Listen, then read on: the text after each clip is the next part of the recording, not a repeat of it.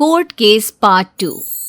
अब तक आपने सुना कि दीपा एक्टिंग करने के लिए अपने पति प्रशांत को छोड़कर मुंबई चली जाती है और वो अब प्रशांत को पैसे देने से भी मना कर देती है। प्रशांत अपने दोस्त विवेक के घर रहने लगता है। भाई सीधे सीधे बताना, आखिर करना क्या है?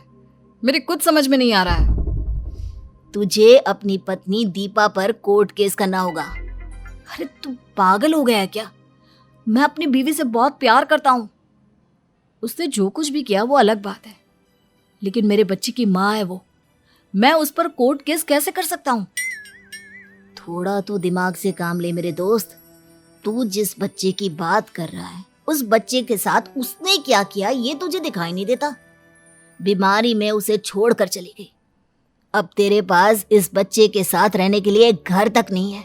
कैसी माँ है वो? लेकिन कोर्ट केस करने से क्या मिलेगा? जब वो हमारे साथ रहना ही नहीं चाहती तो जबरदस्ती इन सब मामलों में उसे घसीटने से क्या होगा? देख प्रशांत, तू मेरा सबसे अच्छा दोस्त है और मैं कभी नहीं चाहूंगा कि तेरी जिंदगी में कुछ भी गलत हो।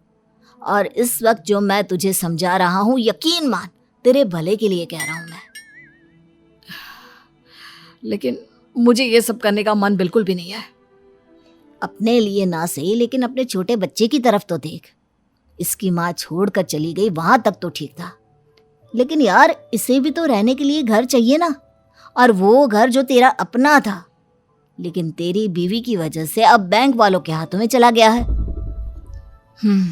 शायद तू ठीक कहता है। चल ठीक है, तो अपनी जान पहचान का कोई वकील बता और मैं दीपा पर कोर्ट केस कर देता हूँ। कुछ दिनों के बाद दीपा के पास जब कोर्ट का नोटिस पहुंचा तो वापस वो अपने शहर लौट आई, लेकिन प्रशांत के पास नहीं बल्कि एक होटल में जाकर रहने लगी। कोर्ट में प्रशांत का वकील। जज साहब, ये है मिसेस दीपा। जानते हो उन्होंने क्या किया? इन्होंने बच्चा होने के बाद जबरदस्ती अपने पति की नौकरी छुड़वाई, ये कहकर कि वो नौकरी करके घर चलाएंगी, अपने पति और बच्चे की फाइनेंशियली हेल्प करेंगी। दीपा का वकील। जज साहब, ये साहब तो कुछ भी बोल रहे हैं। दीपा ने ऐसा कुछ नहीं किया है। वो बस अपना करियर बनाने के लिए मुंबई चली गई थी। और रही बात नौकरी छोड़ने की, तो प्रशांत ने अपनी मर्जी से नौकरी छोड़ी है। उस पर किसी ने कोई जोर जबरदस्ती नहीं की है। जज साहब, बच्चे के आने के बाद दीपा और प्रशांत के बीच में ये समझौता हुआ था। आपके पास इस बात का कोई सबूत है? किसी तरह की कोई लिखा पड़ी हुई हो दीपा और प्रशांत के बीच, तो बताइए आप। जज साहब, जब मियाँ और बीवी के बीच इस तरह के फैसले होते हैं ना, तो लिखा पड़ी नहीं होती, आपसी बातचीत से ही काम होता है। और उस दौरान प्रशांत और दीपा के बीच का रिश्ता काफी नॉर्मल था, इसलिए एक बार में ही दीपा के कहने पर प्रशांत ने अपनी नौकरी छोड़ दी। इसका मतलब आपके क्लाइंट प्रशांत के पास खुद का दिमाग ही नहीं है। अरे आज के जमाने में कोई भी लड़का बच्चे को पालने के लिए नौकरी छोड़ता है क्या? आपका क्लाइंट झूठी मूठी कहानियां बना रहा है, क्योंकि मेरी क्लाइंट बहुत बड़ी हीरोइन बन गई है। उनके पास रुपए पैसे की कोई कमी नहीं है, तो वो उनसे पैसा ऐंठना चाहता है। जज साहब, मेरे क्लाइंट पर झूठा इल्जाम लगाया जा रहा है। सच तो यह है कि मिसेस दीपा अपनी जिम्मेदारियों से भागकर मुंबई चली गई। उन्होंने पलटकर अपने बच्चे की तरफ देखा तक नहीं। ऑर्डर ऑर्डर, मिसेस दीपा को बुलाया जाए, पूछताछ की जाएगी। हाँ तो मिसेस दीपा बताइए, आखिर क्या इरादे थे आपके अपने पति की नौकरी छुड़वाने के पीछे? यही ना कि बच्चे को जन्म तो दे दिया, फिर हमेशा के लिए उसे अपने बाप के पास छोड़कर आप चली जाए। नहीं, ऐसी कोई बात नहीं है। मैं सिर्फ अपना करियर बनाने के लिए मुंबई गई थी और प्रशांत ने नौकरी बच्चे की देखभाल के लिए छोड़ी थी। तो आप मानती हैं कि प्रशांत ने नौकरी आपके और प्रशांत के बच्चे के लिए छोड़ी थी? तो एक बात बताइए मिसेस दीपा, अगर आप मुंबई रहने लगी थी तो आप अपनी फैमिली को भी तो अपने साथ ले जा सकती थी। हाँ, लेकिन मैं एक एक्ट्रेस हूँ, मुझे कई सारी बातें मीडिया से छुपा कर रखनी पड़ती है। सुना आपने जज साहब, मिसेस दीपा की बातों से साफ साफ जाहिर होता है कि सिर्फ मीडिया और इंडस्ट्री से इस बात को छुपाने के लिए कि वो शादीशुदा हैं, उन्होंने अपने पति और बच्चे को यहीं छोड़ दिया। ऑब्जेक्शन माय लॉर्ड, मेरे क्लाइंट पर उल्टे सीधे इल्जाम लगाए जा रहे हैं। उनके कहने का ये मतलब बिल्कुल नहीं है। और ठीक है, अगर वो मुंबई में अकेली भी रहती हैं तो इससे ये कैसे साबित होता है कि उन्होंने अपने पति और बच्चे की जिम्मेदारी से हाथ पीछे कर लिए? वो इस तरह साबित होता है माय लॉर्ड कि मिसेस दीपा ने घर की ईएमआई के लिए पैसे देना बंद कर दिया, जिसकी वजह से उनके पति और बच्चे को अपना घर छोड़ना पड़ा और वो अपने एक दोस्त के घर में रहते हैं। मिस्टर प्रशांत को बुलाया जाए। आगे की कार्यवाही के लिए उनसे पूछताछ की जाएगी। मिस्टर प्रशांत, क्या कहेंगे आप? नौकरी छोड़कर बैठे हैं और सारा इल्जाम बीवी के ऊपर। कमाल के आदमी निकले यार आप तो। मैंने ऐसा कुछ नहीं किया है। मैं अपनी बीवी से बहुत प्यार करता हूँ और मैं हमेशा से चाहता था कि वो हमारे साथ रहे, लेकिन हीरोइन बनने का फितूर उसके दिमाग में ऐसा चढ़ा कि वो अपने परिवार को ही भूल गई। देखिए मिस्टर प्रशांत, ये कोर्ट है और यहाँ पर इमोशनल बातों के लिए कोई जगह नहीं। आप ये बताइए कि आपके घर की ईएमआई ना देने की वजह से आपका घर बैंक वालों ने वापस ले लिया या फिर कुछ और ही मसला है?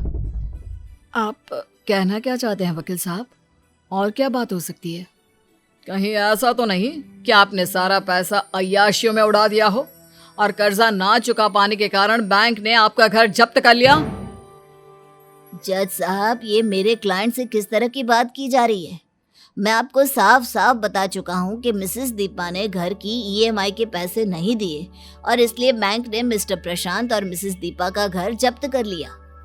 आपके पास कोई सबूत है मिस्टर प्रशांत? आपके पास कोई सबूत है? और अगर है तो प्लीज अदालत में पेश कीजिए। माफ कीजिए, मेरे पास कोई सबूत नहीं है। तभी अचानक से विवेक वहां पर पहुंचता है। जज साहब, मेरे पास सबूत है। वो क्या है ना, मेरा दोस्त अपनी बीवी से बहुत प्यार करता है, खुद अपनी जिंदगी बर्बाद कर देगा लेकिन उसके खिलाफ एक शब्द नहीं सुनेगा। ये रहे घर के पेपर्स और उसके साथ अटैच डॉक्यूमेंट्स। इन पर साफ साफ लिखा है कि घर को बैंक ने इसलिए जब्त किया है क्योंकि इसकी ईएमआई मिसेस दीपा ने दी ही नहीं। उसके बाद वो डॉक्यूमेंट्स कोर्ट में सबमिट हो जाते हैं और दीपा को ये आदेश मिलते हैं कि वो घर के सारे पैसे चुकाएगी।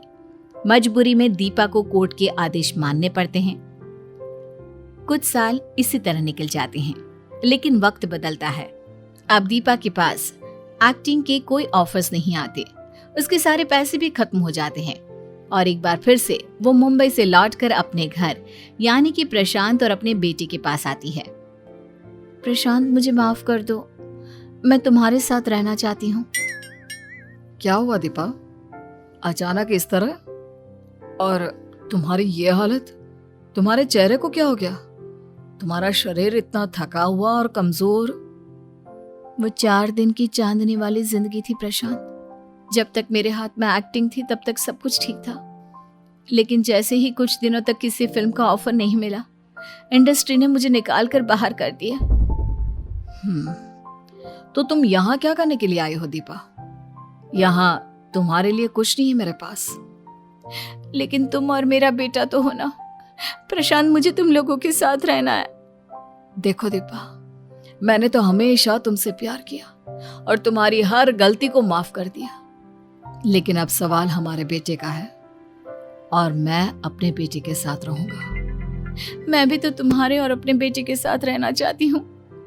तभी प्रशांत और दीपा का बेटा वहां पर आ जाता है। बेटा, तुम मम्मा के साथ रहोगे ना? देखो, मम्मा तुमसे बहुत प्यार करती है।